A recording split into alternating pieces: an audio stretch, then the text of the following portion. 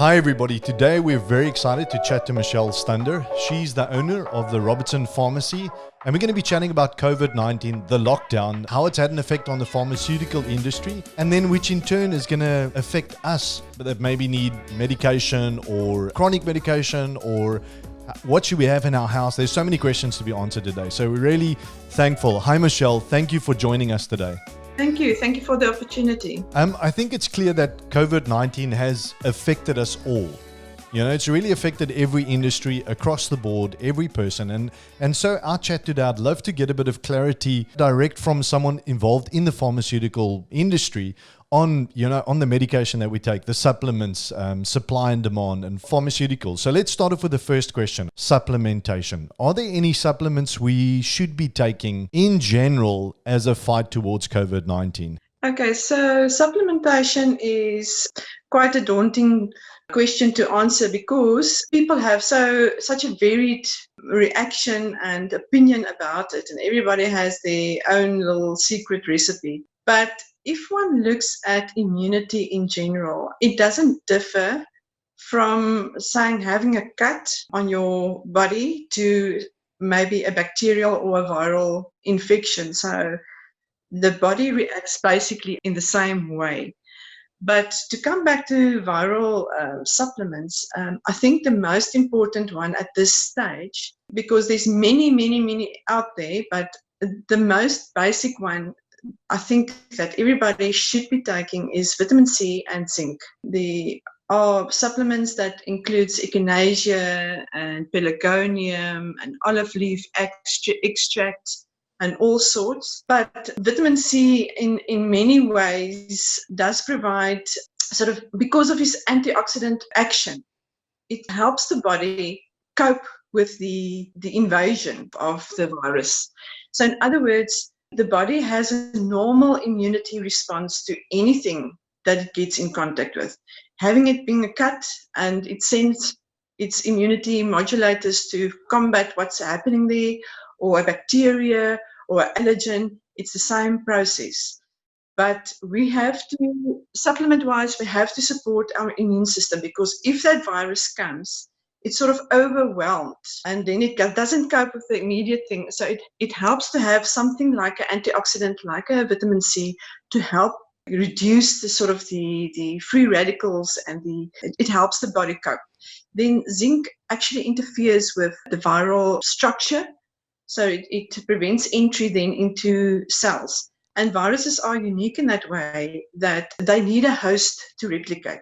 And that's a very important facet of this whole infection spread. If we can interfere with that process, then we are well away to combat a virus. So zinc in general, it interferes with the virus structure, so it prevents entry. Then stuff like echinacea, vitamin D, vitamin A, those are also very important supplementations, but it's important to note that certain supplements will modulate the immune function and some supplements will stimulate immune function. Now, it's very dangerous, in my opinion, and there I might get a lot of feedback from the people that join in this group, but stimulation of immune function sounds fantastic. But in the wrong setting, it actually might complicate things quite a bit. There's lots of discrepancies about echinacea. Echinacea is fantastic in prophylactic treatment. In other words, running up to a winter season, to an allergy season. It's a nice supplement to take as part of your daily routine. But when an infection happens, you can't start taking vitamin D. You can't start taking echinacea, because it will just, in the wrong person, it will cause havoc. You're in the pharmaceutical industry. You obviously run a pharmacy, and you've got hands-on information about this all the time. You know, we're very novice. You know, the general public is, do we pop down to the local, any shop and just get a multivitamin? Is that going to work? Would starting now on a multivitamin or vitamins really impact a difference so late in the game with COVID-19 already spreading quite quickly? Yeah, multivitamin is always, we don't eat right, we don't live right, we do a lot of stresses on our body. I have only multivitamins in my pharmacy that's strongly antioxidant based. So the antioxidant part is really, really important. And coming back to vitamin C, for instance, they have proven, for instance, in chronic pulmonary disease, that something like vitamin C is actually reduce symptoms and reduce severity of the disease. So antioxidants, once again, and vitamin C, vitamin A, selenium, there's a very good antioxidants and they help the body cope once again. So a multivitamin with a strong antioxidant base is always a good idea, except for people that's on chemotherapy. The same as supermarkets. I mean, I had a good chat to Mickey from Super Spa and a lot of information coming from there. Was there a massive influx of people buying different things that they maybe found out on the internet or this or that, or my ma het gesê ek moet hierdie vat, that type of system where, was there a large influx of people coming to buy medication?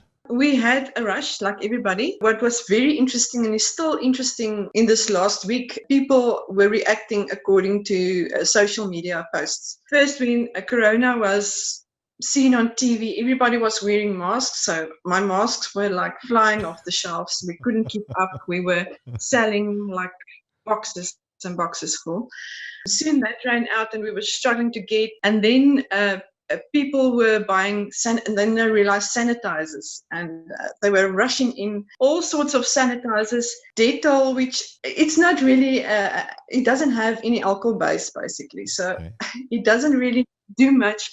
But I mean, it made people think they had the right stuff. With the sanitizer thing, it was quite interesting because from the beginning, we advised people that please, when you get it home, don't sanitize your hands with alcohol. Please use normal water and soap and wash for 20 minutes. 20 minutes or 20 seconds?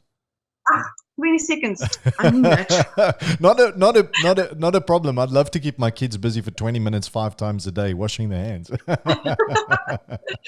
But we were actually, within the first week, we had kids coming in with infective eczemas flaring up. Yeah. It's not a good idea. And remember, in your hands is a natural immunity, and that's part of our defense. That's our first line of defense, is actually your hands or your skin, and then your mucous membranes, because the mucus actually traps viruses. So we were actually disrupting our whole natural defense system by over-sanitizing. So sanitizers, I think, is still reserved for when you are going out to a shop. There's no water and soap around. You need to sanitize and touch stuff. That's where its application is, definitely not at home. I think people still struggle to get hold of hand sanitizer. So just for clarity, it is good to wash your hands with soap and water when you are at home during lockdown, which most of us should be in. But if you are in a situation where you do not have access to soap and water, then sanitize. And also just remember that sanitizing also when you've touched something that doesn't belong to you. In other words, you've touched a different object, a different surface. People, I think, are over-sanitizing and they're sanitizing the wrong way. So it's almost like a false security. Absolutely. Sanitizing is a false security, like gloves, like masks, because they think when you've sanitized, now you're covered.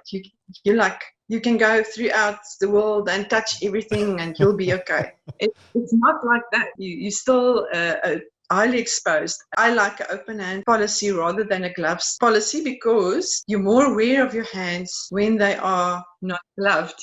And I know it doesn't make sense, but when you are in areas and you don't have sanitizer, a glove is a good idea, but you have to remove it after you've touched the surface.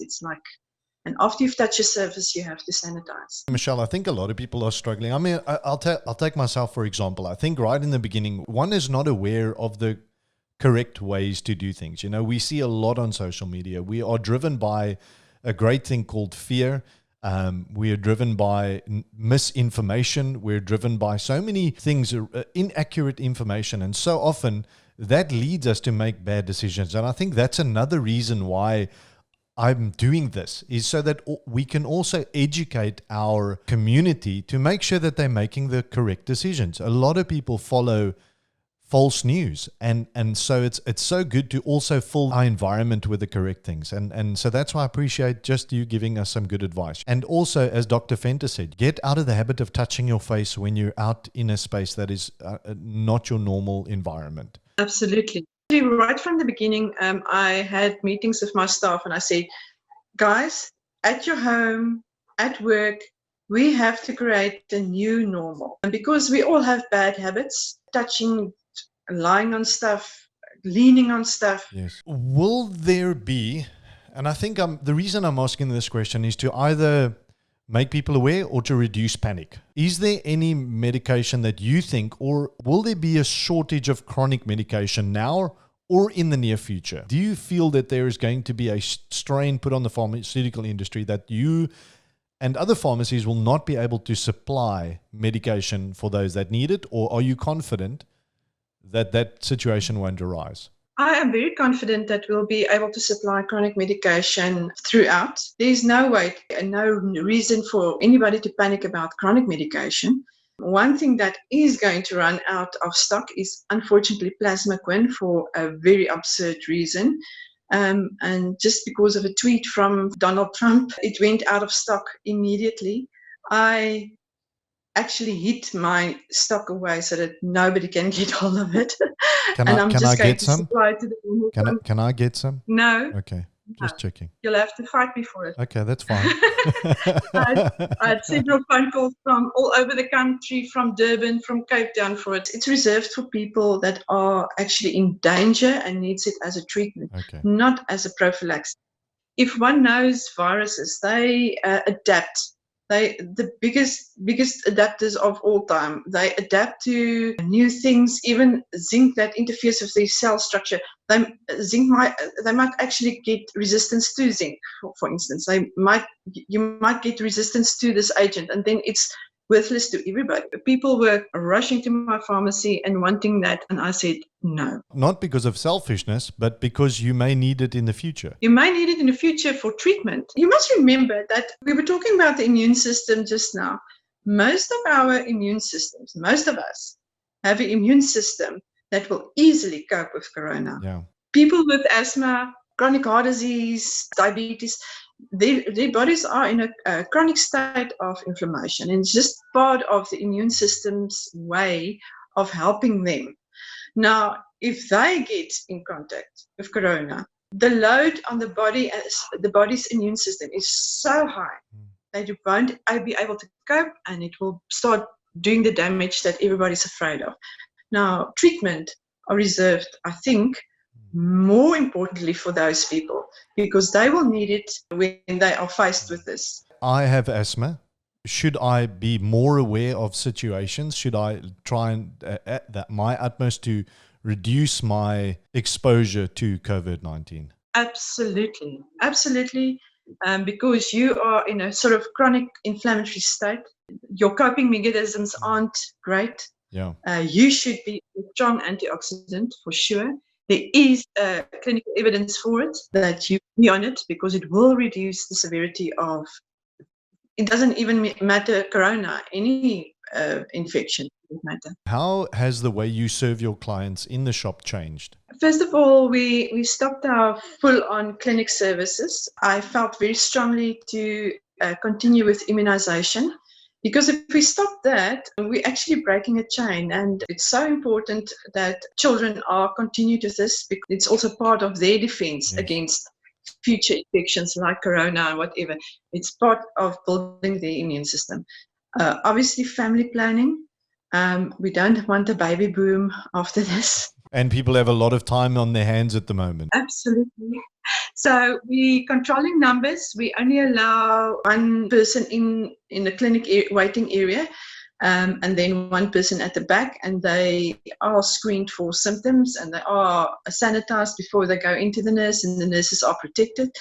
As far as the shop is concerned, we limit people coming in. We don't allow groups of people coming in.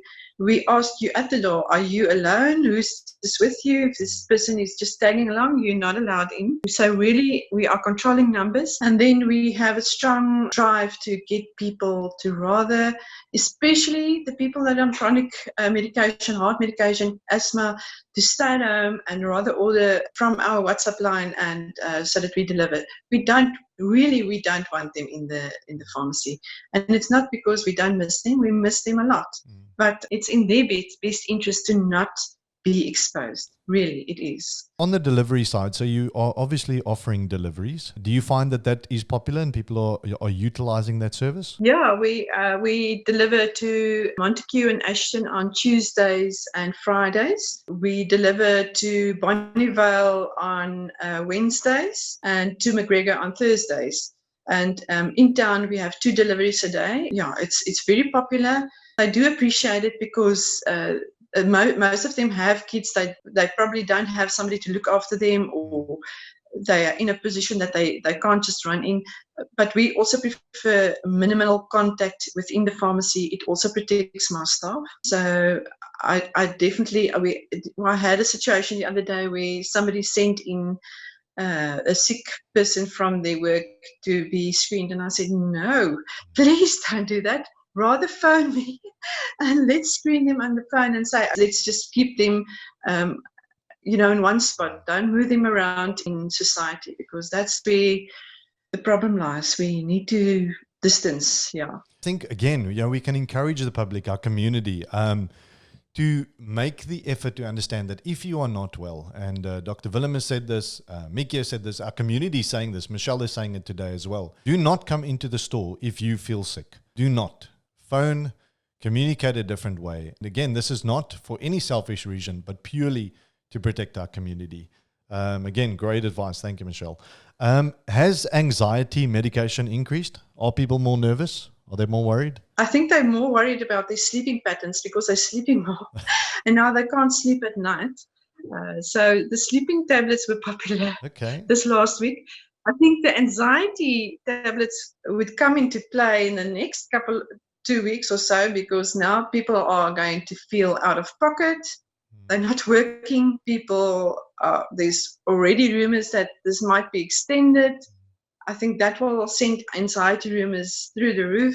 People are sort of coping with what they're given at the moment, and then in the next phase, I think, oh my goodness, what I have to deal with new things. And so anxiety tablets, not yet, just the normal stuff. But I think soon people will start feeling more anxious because of economic reasons. An interesting question that we received was, if a large part of the community gets COVID-19, which is a possibility, not that we want to have fear tactics, but if we look at the way, if we do not practice social distancing, if we do not stay at home, if we continue to just carry on as we would normally like to, there's a possibility that more and more people could get the coronavirus. Is there anything that we need to have to self-medicate ourselves at home? Anybody that knows me knows that I run by a principle, less is more. We forget that our body is quite unique. Our host system, immune system, is fantastically designed to cope with a lot of things. We cope with a lot of things. So there's a couple of practical things that one should do in general. One has to have fever medication at home, because one runs into a fever situation after 5, after 6, or after 7, when all the shops are closed over weekends, and that if one can effectively just control a fever, you can almost handle the next issue on a different level. It's good to have some flu relieving medication at home because it makes you feel better, but it's just very symptomatic. It doesn't cure the virus. It just makes you feel better sooner. And if one feels better, one copes better. But there's a couple of things that I think it's also important that we should be doing every day anyway from now on. We have to give it enough sleep. It's not oversleeping. So if you take a siesta nap in the afternoon, it shouldn't be longer than 45 minutes, because otherwise you're going to influence what you're doing at night. And I always tell my clients that when they are stressed, I always ask them, are you sleeping okay? And 90% of the case, they say, no, I'm not sleeping okay. Now, when you are sleeping, that's actually the time where the body recovers. So that's where all your white blood cells gets reset. Your cytokines that fights infections are being recovered. So sleeping is almost the most important thing of all. You have to get your amount of sleep at night. You have to go sleep at a fixed time and get up at a fixed time. Don't think I've got nothing to do. I'll lie on for another hour. It doesn't work like that. You have to almost have a sleep hygiene method where you know what you're doing.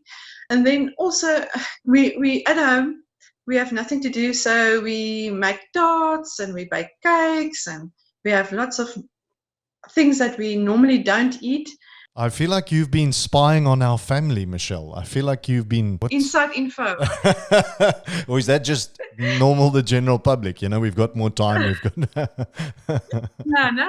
Sugar actually decreases your white blood cell formation, and it also interferes with vitamin C absorption. So sugar really not a good idea. One has to just keep to your fruits and veg and try and I know this will not be popular, but because it almost feels like holiday at home, but you can't look at it that way. Now is the time to actually do the right stuff. Yeah. Sleep right. Don't overeat on sugars and not a lot of fat. Fat actually also causes a lot of free radicals that puts a lot of burden on your immune system, because free radicals almost increases that inflammatory phase that we were talking about. So your body's almost not able to cope with the virus because it's in an inflammatory phase because of all the fats and stuff that you are eating. So daai lekker stukkie biltong met 'n groot stukkie vet op is not going to be the best. So the biltong must be put away, or in moderation. Just take off the fat. Just do it in moderation. Everything in moderation is good. Junk food, really not on, because once again it increases free radicals, increases inflammation in your body. Body can't cope with the invading virus. Then your body is largely made up of water. So hydration is so important, and especially like your warm fluids as well. I have my staff, I think they think I'm crazy, but I almost force them to drink a cup of rooibos tea in the morning and evening, because the moisture and the hydration, it's all beneficial for you, and viruses don't like heat. We know that now. It's important to hydrate because it also clears your airways. It thins the mucus that has the trapped virus or invading pathogen. It helps clear it. Being hydrated also help regulate fever and body temperature. So it's very important. It helps absorb food better. It has lots of benefits. And unfortunately, hydration does not mean soda drinks or these sport drinks or caffeine-containing drinks. Caffeine stimulates your whole stress function. So everything in moderation. I don't say don't have your coffee, but don't have 4 or 5 cups of coffee a day. You can stick to 2. It's really important because it does increase your stress hormones. We're all affected by COVID-19, regardless. Doesn't matter, because it's not a respect of person. It doesn't choose. It's the way it runs, as far as I can read. So how are you, I mean, is that a concern of yours? Of course. I'm like a hawk at the moment in my pharmacy. I don't think anything misses my eye. I watch everybody coming in. I almost screen them from top to bottom. I think they're the most watched people by myself. Yeah, at the moment, I train my staff also to be aware of where they are, how they are in that space. It is important. It's the new normal. We've spoken about it. You're moving in a new normal. You have to be conscious about how you move, what you touch, how you engage. So coming home at night, we do the normal precautions. Mickey was talking about a lot of things that we're doing anyway. So it's just, I'm protecting my staff by training them well and saying, if you get home, you get somebody to open up the door so that you don't touch anything. You walk straight to your bathroom. You go and take a shower, leave your washing in a parcel where you can actually wash them and not be affected. The new normal. Yeah. The reality is, there's a few principles that we have to establish in our lives. And I think you've said it. The way Mickey's handling her shop, the way Dr. Fenter told us to do things, I think there's a new encouragement the way we should be living, and we should become very aware of these new ways. I said it the other day, you need to be living on the moon if you don't know how to sort of handle coronavirus at the moment, because the information is there. You just have to live by it and try and separate yourself from the false information, the little things. There's so much false information out there, and Dr. Facebook and Dr. Google, I want to kill. Well, Michelle, thank you so much for your time. This has been so educational for me. I feel like I'm inspired, and I hope that others that are listening to this information are also encouraged on how to go forward and how to live in this community, and really to work hard at working together to make sure that we beat COVID-19. I think that that's something that's imperative. And thank you for giving of your time and the information. It's a pleasure. It's a pleasure. It was nice chatting to you. Quickly, one thing that you might actually like, being socially distant to another person also increases your risk of infection. So we should really, and thank you, Monet, really find ways to socially connect more now. Yes. Because it will also protect us. Yeah. Yes. I've been getting so many phone calls from different people that are involved in different projects. I mean, my phone has exploded. WhatsApps, personal messages. And one of the ladies that phoned me this week was just talking about how a voice note to someone is such an encouragement, especially, she was talking about those in Haisleroo or in, somebody that's of the older group as well, but the general public, just the words of encouragement, and to not socially distance ourselves, physically distance ourselves, yes, but socially, we have the tools, we have the ability, we have the communication skills to really connect with people. And I've been seeing all these Facebook challenges, do this and tag this person and do that and see if you can do this. And those are all great, but sometimes it's also really connecting with someone personally and just picking some people to talk to over this time, just giving them a WhatsApp phone call and just chatting to them and building those social connections, because people do need it. Absolutely. Yeah. We need each other. We're not an island. Although it would have been really nice to be one at the moment. I